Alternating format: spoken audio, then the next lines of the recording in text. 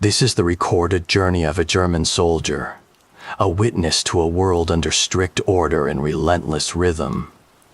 Through streets of gray and echoing footsteps, we follow his eyes, his thoughts, and the silent truths of a city transformed. Every sound, every glance, every moment, captured, preserved, and revealed. Welcome to the chronicles of endurance, fear, and survival in a world reshaped by power.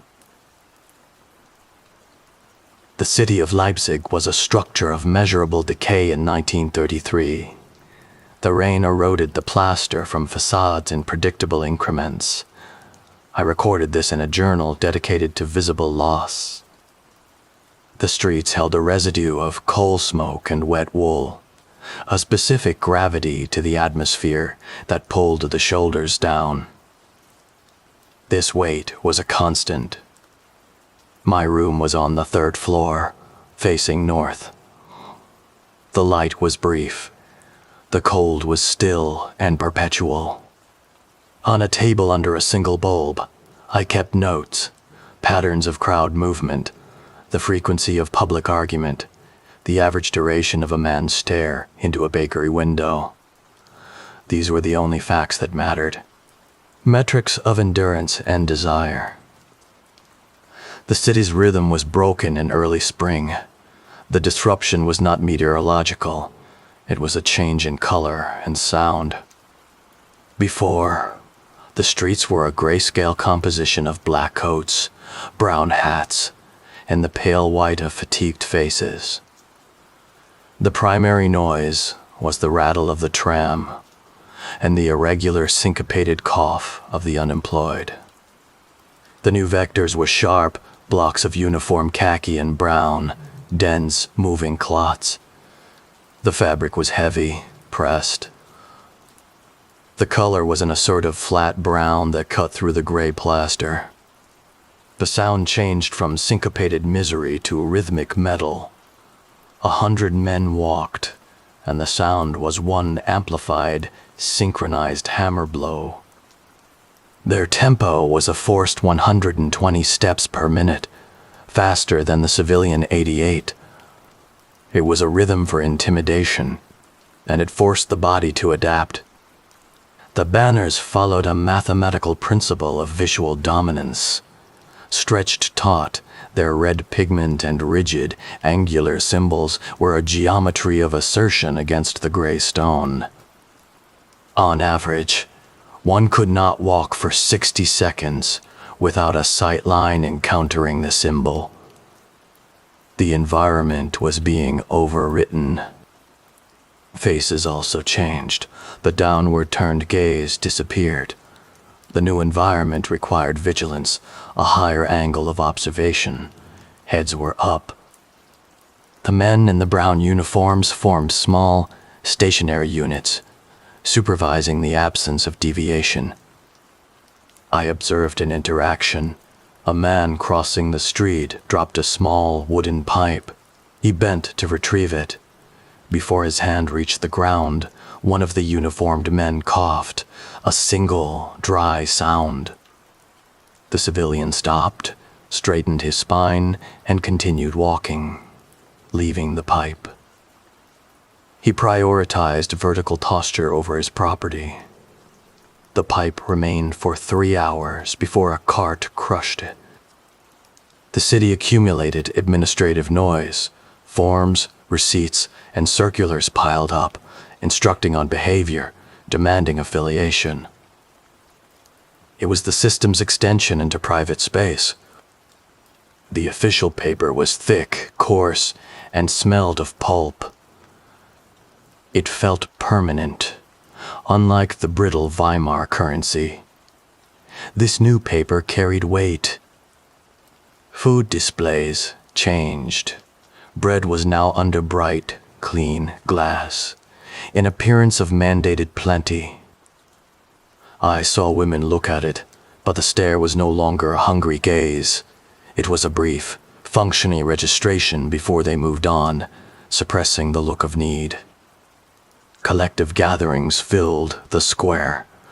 The sound was organized, a single acoustic unit. People packed themselves tighter, a physical density that mirrored the ideological one. The faces in the crowd were difficult to categorize, fixed on a distant point. It was an exhausted commitment to public agreement. Conformity was an energy expenditure.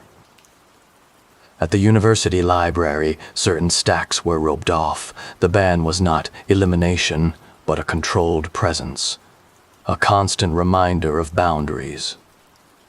Herr Steiner, the librarian, had developed a tremor in his left hand. It was a new variable.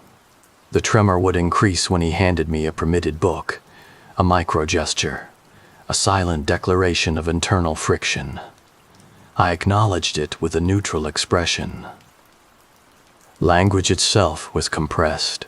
Headlines used a shrinking vocabulary, strength, purity, destiny. By restricting the linguistic tools, the system restricted the observable range of public thought. The weather, however, remained indifferent. The winter of 1934 was cold, a baseline stressor. I recorded how they dealt with it. The uniformed men stood straighter, with minimal, rigid movements. The civilians hunched, shifting, rubbing their hands.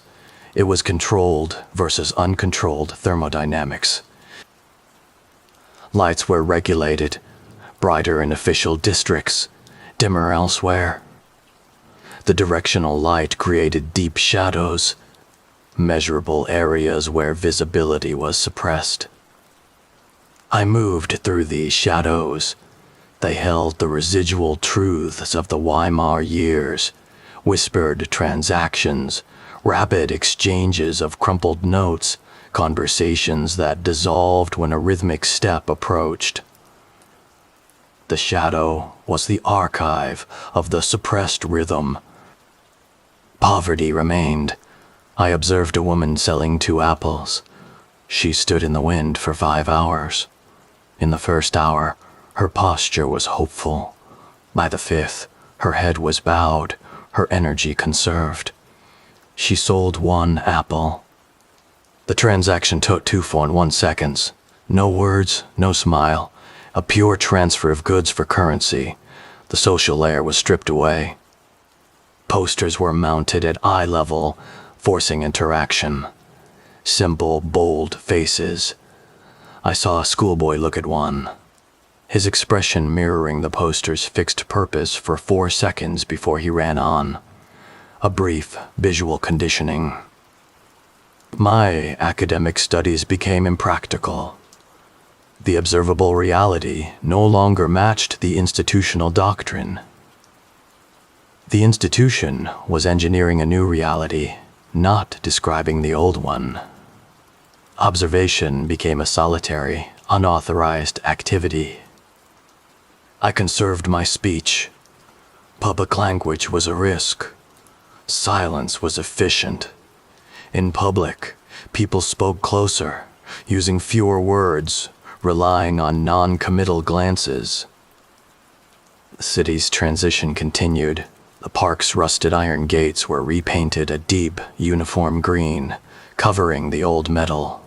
Order was being presented as a superior principle to chaos.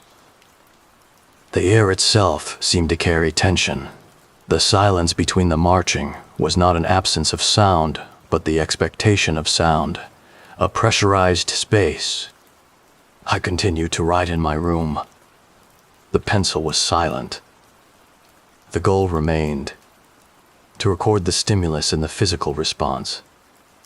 I was the sole remaining instrument for this unauthorized data. The year turned. The structural cold of the new system remained. The constant pressure of required performance was the new baseline. The environment had been modified. The human element was adapting. I closed the first volume. Final entry. The independent body is statistically reduced. The individual is a variable approaching 0.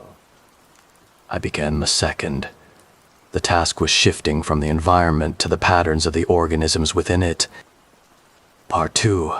Human Patterns. The observation shifted to the internal mechanics of the inhabitants. The face became a surface for displaying mandated information. Before, the mouth complained, laughed, or demanded. Now, it was held in a state of neutral, upward tension, prepared for the standardized exchange of loyalty. The salute was the most frequent transaction, an act of precise geometry. I recorded hundreds. The ideal angle, 45 degrees. The mean duration, 1.8 seconds. Enough to convey acknowledgement without drawing attention. The eyes were more complex. I noted the functional glaze. The eyes would meet the object for the own 5 seconds of acknowledgement. For the remaining 1.3 seconds, the focus would soften, preserving inner neutrality while satisfying the external requirement. The free hand was a key variable, often held rigid, fingers curled, indicating suppressed anxiety. Only the old, who had survived prior collapses, had relaxed hands. Their fingers were slack.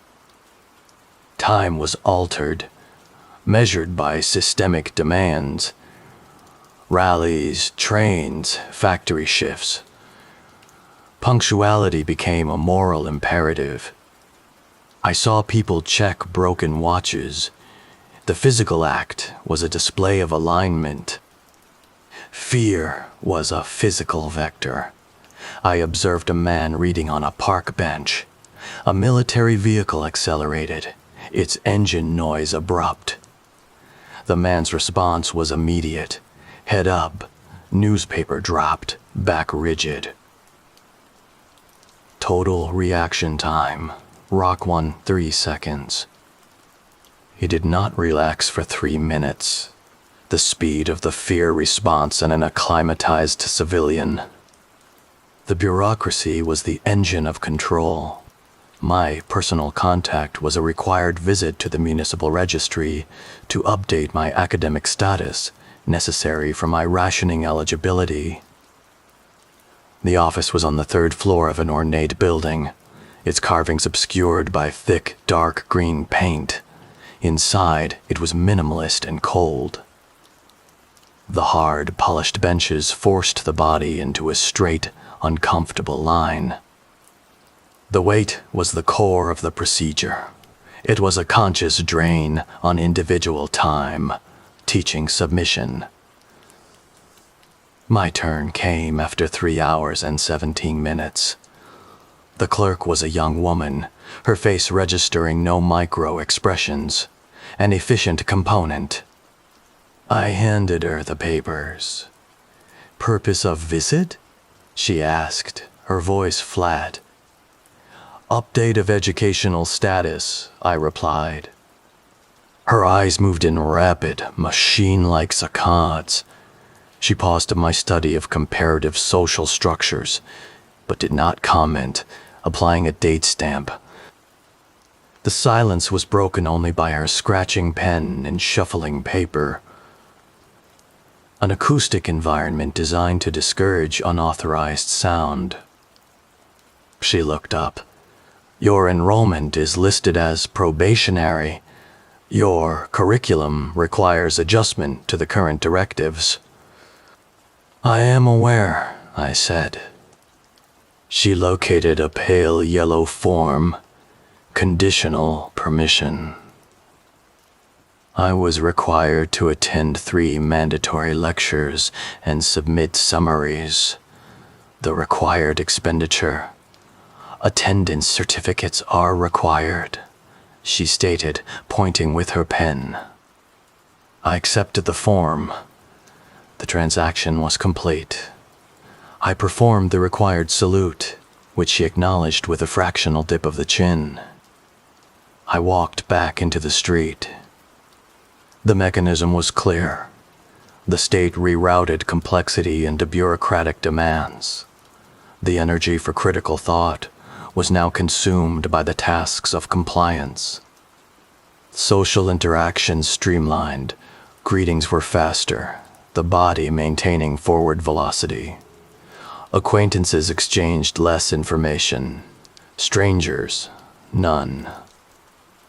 The public sphere was defined by performative agreement, small pins, flags in windows, visual proof of adherence, a cheap insurance. By 1935, 78% of the apartments on my street displayed at least one. The radio noise was amplified, penetrating thick walls. Families played it at high volume, even when not listening. The noise was a defensive function, filling private space with authorized sound. Children adapted faster. I observed their play in the courtyard, marching, shouting commands, forming rigid lines. They were practicing the required physical vocabulary. The transition from imaginative play to imitative drill was total. In cafes, tables were spaced wider. People sat facing outward, not in clusters. The design of the social space was now anti-conspiratorial. But I found a secondary pattern, the glance. Two individuals would pass and exchange a brief, intense look. Not recognition, but mutual, rapid assessment. It lasted 0.2 seconds, a confirmation of shared risk, a momentary breach of the functional glaze. It was the last remaining unit of unsanctioned communication. I continued to record these fragments. The collection of data was the only function that remained pure, a self-assigned duty to archive the measurable, physical response to pressure. The individual was becoming indistinguishable from the background. The energy required to maintain a private self was growing too high. The economy of survival favored integration. The logic of the organism dictated surrender. The observation was complete. The next step, I understood, would be the complete merging of the observer into the observed. Detachment could not survive the structural elimination of neutrality. Part 3. Turning point or fracture. The economic pressure was the final catalyst. My academic allowance was terminated in autumn 1937. The reason: insufficient contribution to the philosophical objectives of the state. A measurable fact. I calculated my resources, 47 days of survival. After that, chaotic, high-risk chance. The goal was to maintain systematic existence. The solution was visible everywhere. The military was the largest, most stable employer. It offered absolute structural certainty, food, shelter, a defined purpose. It was not an ideological choice, but a pure calculation of material necessity. An exchange of 47 days of autonomy for years of stable existence within the machine. The decision was not marked by internal conflict. There was one objective: survival, and two paths: chaos or structure. Structure provided the superior probability. I prepared the documents. The military registration office was in a new building of granite and dark steel. The architecture communicated permanence. The interior was vast and echo-filled. I waited in a precise line with other young men, drawn by the same calculus. Their faces were neutral, ready to accept new constraints. The silence was functional, an absence of complaint. The examination was a rapid sequence of measurements. A medical officer reduced the body to measurable coefficients: height, weight, heart rate. My body was a compliant vessel with acceptable data. Name: Klaus Muller. Date of birth: May 23rd, 1912. He made a tick mark. The process was efficient, requiring no personal history. The only required output was a healthy machine component. 5 minutes. The verdict: fit for duty. A mechanical confirmation that my body met the specifications for the expenditure of controlled violence. In the administrative section, an older officer pushed a form across the desk. Terms of service, commitment, discipline. "Sign here," he said. I picked up the pen. The act of signing was the final transference of autonomy. My signature was a legal confirmation of my integration. I wrote my name legibly. The officer pulled the document back. He examined the signature, then looked at my face. His eyes held a brief professional assessment. He saw not an individual, but a new unit of labor. "You will report to the training facility in Durbaritz in 3 weeks. All necessary instructions are on the final sheet." "Understood," I confirmed. He stamped the document. The metal impact resonated. I walked out into the light. The reality was simple. I was no longer an independent variable. The feeling was not release or oppression, but structural relief. The chaotic search for survival had ended.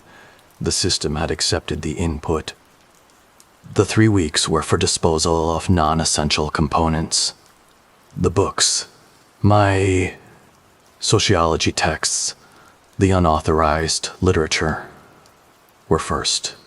They represented an intellectual deviation now too expensive to maintain. I carried them to a dealer. He categorized them by risk.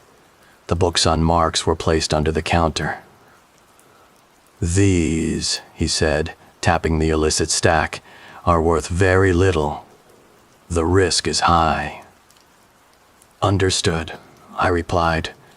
The value was not monetary. It was the removal of risk. He offered a small sum.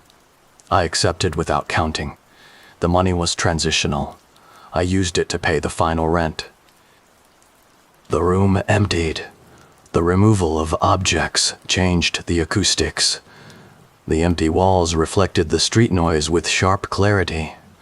The room was no longer a sanctuary of detachment, just an empty volume of air. In the final week, I destroyed my journals. This was not fear, but necessary integration. The notes contained unauthorized data, truths that contradicted the state's narrative.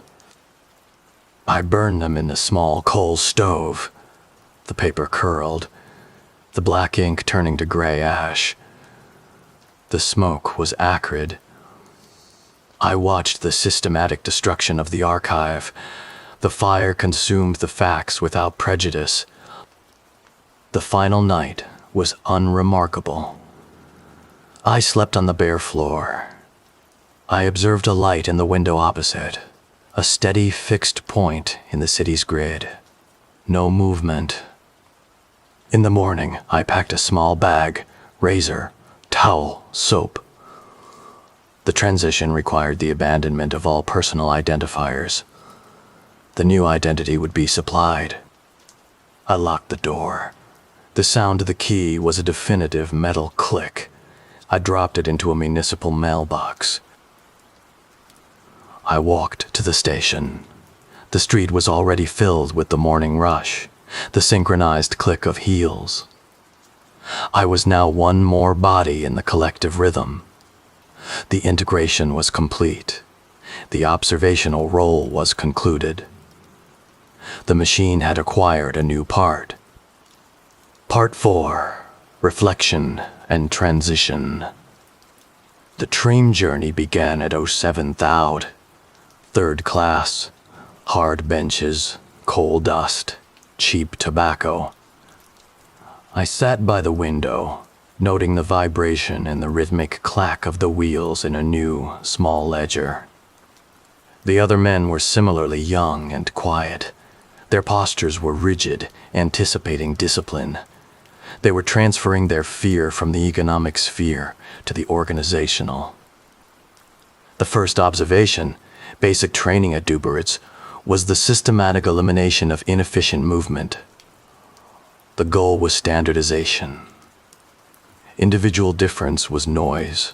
Uniformity was output. The day was a precise schedule. Wake up, 05,000, a sharp acoustic signal. 5 minutes to move from rest to function. All movements were standardized, folding the blanket, the path to the washroom, the angle of the foot. The uniform was a tool of conformity, heavy, coarse, and smelling of new leather. It eliminated visual identifiers. We were no longer Klaus or Franz. We were units, defined by our number. The drill instructor's commands were simple, monosyllabic, high-amplitude words, Rex, halt, Vorwärts. They bypassed intellectual processing, reduced to functional impulse. Marching became a study in shared physics. The individual surrender of movement created a collective force. Fatigue was a constant variable, a tool for mental standardization. The body, driven to exhaustion, conserved energy for essentials. The mind, deprived of reserve capacity, could not sustain independent thought. Eating was rapid and silent. Functional, high-calorie meals. The goal was caloric intake. Average time, 75 minutes. It was a refueling station. Interaction with NCOs was asymmetrical. Their faces were set in controlled aggression. Our response was immediate, rapid posture adjustment, fixed eye contact, the clicked affirmative, jaw. During a lecture, the instructor paused. Why do we serve? After 4 seconds of excessive, unauthorized silence, a recruit near the front provided the mandated response. For the Führer and the fatherland. The instructor nodded once. Correct. Your personal reason is irrelevant. Only the outcome matters. I noted this. The external requirement for loyalty superseded the internal existence of belief. The spoken phrase was a required output, independent of the speaker's subjective state. The purpose was clear, to prepare the body for war. War, as described in the manuals, was a series of defined problems. The human element was the variable requiring the most control. The rumors of action began in the spring of 1939, signaled by an increase in the intensity of training. The maps showed new topography, lowlands, rivers, forests. The direction was implicitly east. The final days concluded with immediate assignment. I was assigned to a light infantry regiment. My number was issued 88427, a pure, clean data point. The movement order came late one night. We marched to a rail line and loaded into standard goods wagons. Dark, unheated enclosures. We were freight. I secured a position near the small ventilation slot. The wagon jerked into motion. The acceleration was slow and grinding. The journey east had begun. My final observation was of Leipzig through the slot. A fragmented view, dark factories, bursts of light from foundries, silhouettes of apartment blocks. The architecture was receding. The city, my vast laboratory, was now merely a geographical point of origin. The final pattern, the reduction of the horizon.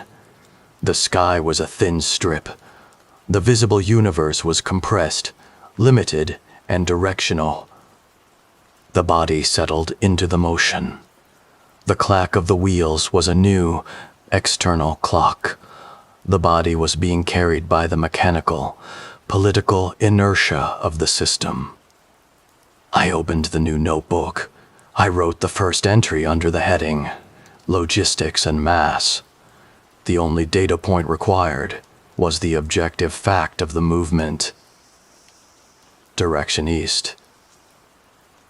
Velocity variable. Containment complete. The old self, the detached man in the cold room, was physically terminated. The new self was an operational unit. The task of observation would continue, but the perspective would be altered. From the outside, looking in, to the inside, looking further out. The machine was now transporting the observer to the next phase of its function. The period of passive recording was over. The journey had begun.